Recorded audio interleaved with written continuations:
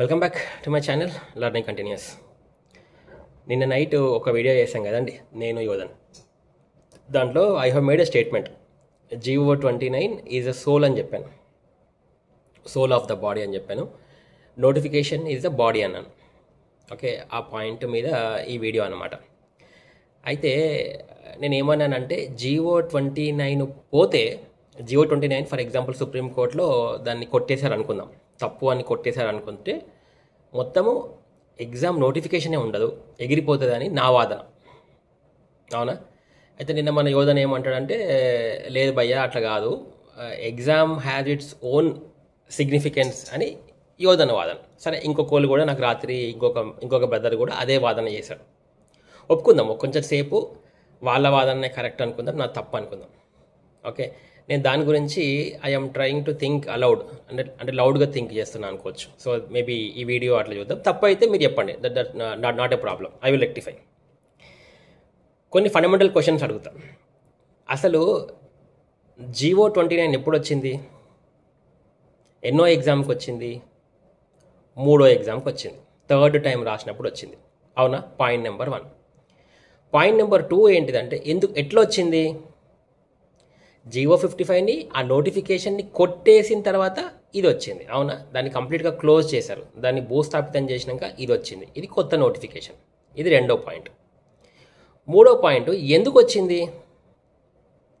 వచ్చింది? The reason very simple. Government ఏం చెప్పిందంటే, GO29 ద్వారా ఎక్కువ మంది మెరిట్ వాళ్ళని తీస్తాము, డైరెక్ట్ 28,150 పీపుల్ని తీస్తాము, రిగార్డ్లెస్ ఆఫ్ వాడు అన్రిజర్వ్డా రిజర్వ్డా మాకు సంబంధం లేదు. అదే పాయింట్ కదా, తెచ్చిన పాయింట్ ఉద్దేశం అదే కదా, ఇంకేమైనా వేరే ఉద్దేశం ఉందా? GO29కి GO55కి గల తేడా ఏంటిది? ఒకటే ఒక తేడా, ప్రప్రథమంగా ఉన్న తేడా ఏంటిది? 28,500 ఎట్ ఏ స్ట్రెచ్ తీస్తాము. అవునా కదా? ఇది పాయింట్ నెంబర్ 3. ఒప్పుకుంటారు కదా ఇక్కడ దాకా అయితే? రైట్. ఇప్పుడు సుప్రీంకోర్టులో GO29 మీద గట్టిగా అడిగినాం అనుకుందాం. For example GO29 supreme court correct అంటే గొడవలేదబ్బా, ఈ నోటిఫికేషన్ ఇట్లనే పోతుంది, ఫైన్, వెరీ గుడ్. నేను దానికి ఏమన్నాను? సుప్రీంకోర్టు చెప్పిన దానికి నేను ఏమన్నాను, హైకోర్టు చెప్పిన దానికి నేను ఏమన్నాను. కానీ ఇప్పటిదాకా సుప్రీంకోర్టు కానీ హైకోర్టు కానీ GO29 యొక్క మెరిట్స్ మాట్లాడలేదు. అది నీకు తెలుసు, నాకు తెలుసు. అవునా కదా? ఇప్పటి వరకు మాట్లాడలేదు. ఎన్నిసార్లు అడిగినా ఏదేదో రీజన్స్ చెప్పి మనల్ని కట్ చేసిరు.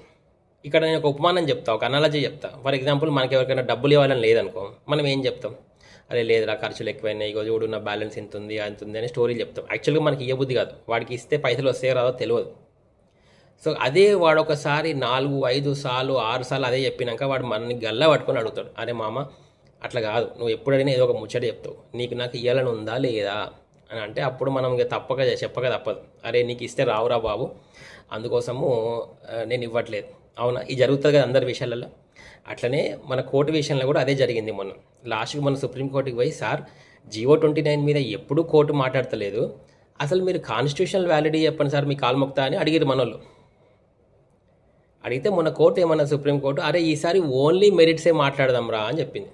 ఇప్పటి వరకు తప్పులు చేయడం మానవ సహజము, సో TGPSC తప్పులు చేసింది, అండ్ మీరు లేట్ వచ్చిర్రు, ఏవో రీజన్స్ చెప్పి తప్పించుకుంది. GO29 గురించి అసలు ఇప్పటిదాకా మాట్లాడలేదు, ఇప్పటి వరకు మాట్లాడలేదు. అది అందరికీ తెలిసిన విషయమే.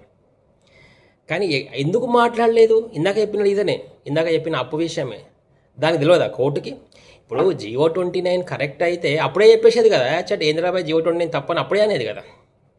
ఫర్ సమ్ రీజన్స్ చెప్పలేదబ్బా. ఆ సమ్ రీజన్స్ అనేది అందరికీ తెలుసు, నీకు తెలుసు, నాకు తెలుసు. ఆ సమ్ రీజన్స్ ఏమై ఉంటాయో మనం అనవసరం. ఫర్ సమ్ రీజన్స్ చెప్పలేదు, కానీ ఇప్పుడు చెప్పాల్సి వస్తుంది. ఇప్పుడు చెప్పినప్పుడు నేను ఇందాక అన్నట్టు GO29 కరెక్టే అంటే గొడవలేదబ్బా, నా వీడియోస్ ఇది అనుకోవచ్చు, తప్పు అనుకోవచ్చు. లెట్ us say GO29 తప్పు అని కొట్టేసింది అనుకుందాం.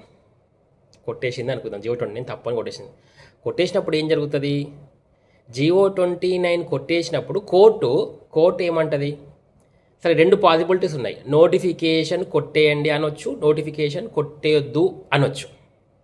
సరే, కొట్టేయొద్దు అని అంటే అది గొడవలేదు, హ్యాపీగా నడిచిపోతుంది. కానీ అట్లా అంటదా? అట్లా ఎందుకు అన్నదే నా పాయింట్. అట్లా ఎందుకు అన్నదు అని అంటే, నోటిఫికేషన్ కొట్టేయొద్దు. మరి కొట్టేయకపోతే ఏం కావాలా? Geo29 తప్పన్నావు, నోటిఫికేషన్ కొట్టేయొద్దు అన్నావు. అంటే దాని అర్థం ఏంటిది? ఆ నోటిఫికేషన్ అట్లనే ఉంచి Geo29 మాత్రం తీసేసి వేరే జియో పెట్టాలి. ఏ జియో పెడతావు? ఉన్నది ఒకటే, Geo55 పెడతావు.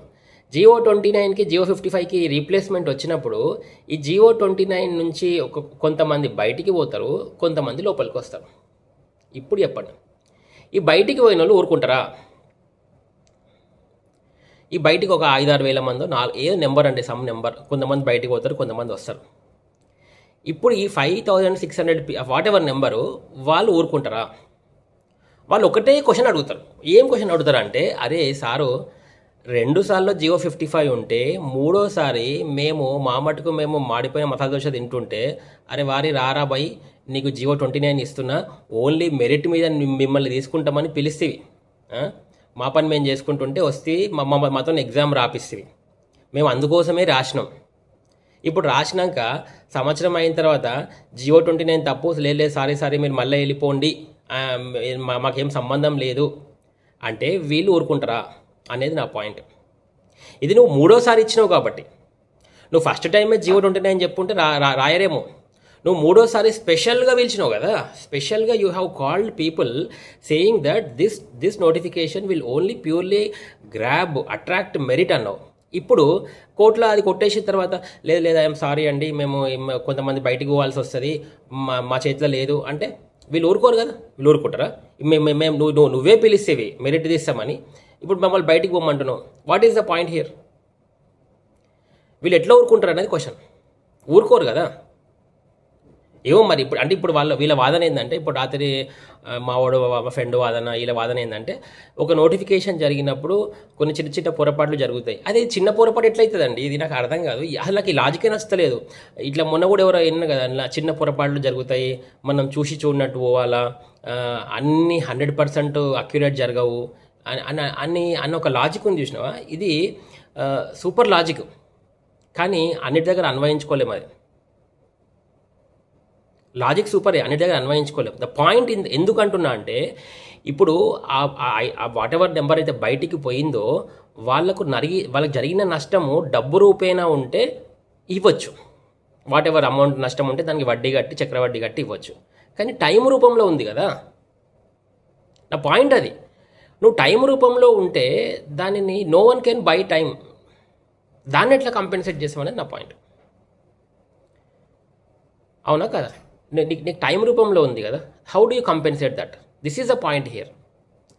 తప్పులు జరిగినప్పుడు అండి, తప్పులు జరిగితే డబ్బు రూపేణా ఉంటే, if it is in the terms of money, ఫినాన్షియల్గా ఉంటే ఎవరైనా మనం రీప్లేస్ చేస్తాం, అయిపోతుంది. కానీ టైం రూపేణా ఉంది, it is in the form of a time. దీనికి ఎవరు అడ్రస్ చేయాలి? స్ట్రెస్, దీనికి టైము, స్ట్రెస్, ఫ్యామిలీ, ఎమోషన్స్, దీనికి ఎన్నో ఎన్నో ఎన్నో లింకులు ఉన్నాయి. వీటికి ఆన్సర్ చెప్పాలి కదా. ఊరికేనే తప్పులు జరుగుతాయి, అడ్జస్ట్ అయిపోండి అంటే, నేను ఇందాకనే చెప్పిన, ఒక డాక్టర్ ఆపరేషన్ చేస్తున్నప్పుడు 100 ఆపరేషన్లు చేసి 101 ఆపరేషన్ నీకే కరెక్ట్ తప్పు జరిగింది. ఆ డాక్టర్ అంటాడు, మేము చాలా చేసినామండి, మీ ఒక్కరికి అయింది అంటే వదిలేస్తావా? పోన్ లేదా భయ్, మా కర్మ ఇంతే ఉందంటావా? డాక్టర్ని అడుగుతావా? నువ్వు ఒకవేళ మా కర్మ ఇంతే ఉందండి అని అంటే దట్స్ ఫైన్, ఒప్పుకుంటా, నేనేమన్నా. ఎందుకంటే తప్పులు జరుగుతాయి కదా.